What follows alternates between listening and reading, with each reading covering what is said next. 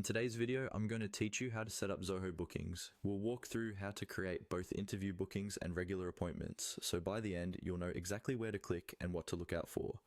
First, open your browser and go to Zoho Bookings. Once you're logged in, you'll land on the main dashboard. This is your home base, where you can see existing bookings and access different types of services. Take a second to familiarize yourself with this page, because you'll be coming back here often. If you want to set up an interview appointment, look for the section or tab labeled Interviews. Go ahead and click on Interviews. This area is specifically designed for interview type events, which is useful for hiring processes or any situation where you want to track interviews separately from general meetings. Once you're in the Interviews section, look for a button that says New Interview. Click on that. This will open a form or setup page where you can define the details of this interview type. Now, you'll be creating your new interview event. Here, Zoho Bookings may ask you to select what type of interview you're setting up. For example, it might distinguish between phone interviews, virtual interviews, or in-person sessions. Choose the option that best fits how you run your interviews.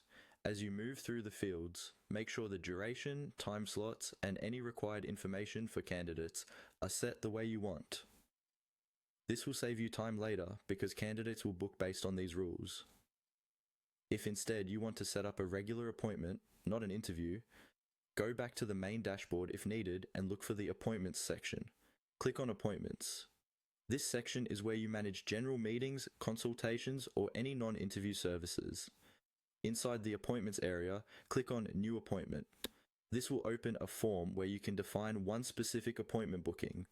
Here, you'll need to fill in the details. Enter the appointment title, select the date and time, and choose the staff member or host if that option is available.